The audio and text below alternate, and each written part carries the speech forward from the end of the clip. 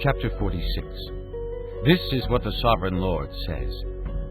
The gate of the inner court facing east is to be shut on the 6 working days, but on the Sabbath day and on the day of the new moon it is to be opened. The prince is to enter from the outside through the portico of the gateway and stand by the gate post. The priests are to sacrifice his burnt offering and his fellowship offerings. He is to worship at the threshold of the gateway and then go out, but the gate will not be shut until evening. On the Sabbaths and new moons, the people of the land are to worship in the presence of the Lord at the entrance to that gateway. The burnt offering the prince brings to the Lord on the Sabbath day is to be 6 male lambs and a ram, all without defect.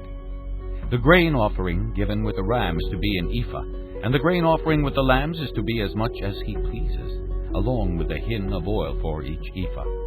On the day of the new moon he is to offer a young bull, 6 lambs, and a ram, all without defect. He is to provide as a grain offering 1 ephah with the bull, 1 ephah with the ram, and with the lambs as much as he wants to give, along with a hin of oil with each ephah. When the prince enters, he is to go in through the portico of the gateway, and he is to come out the same way.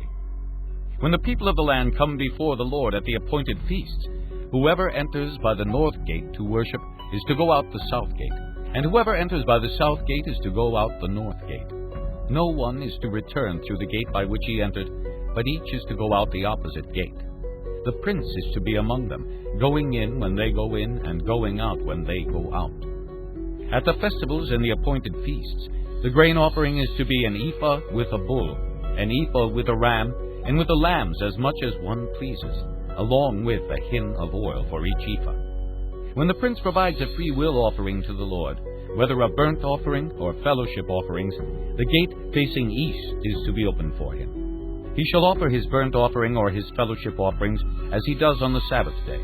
Then he shall go out, and after he has gone out the gate will be shut.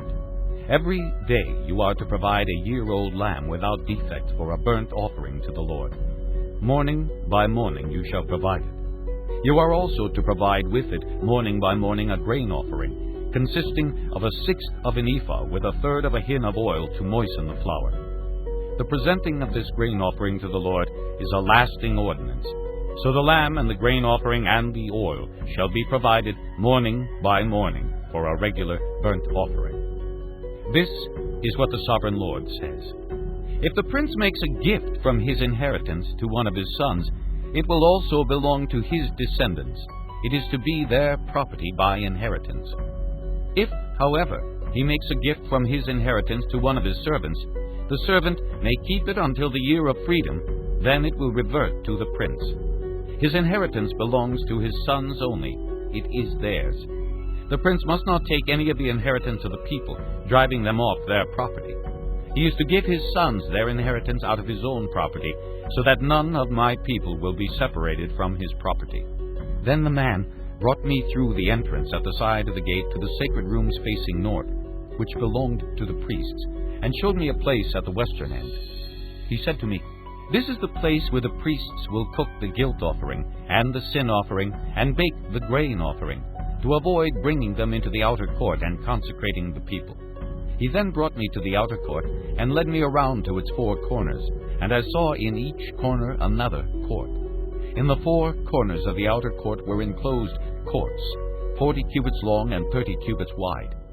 Each of the courts in the 4 corners was the same size. Around the inside of each of the 4 courts was a ledge of stone, with places for fire built all around under the ledge. He said to me, "These are the kitchens where those who minister at the temple will cook the sacrifices of the people."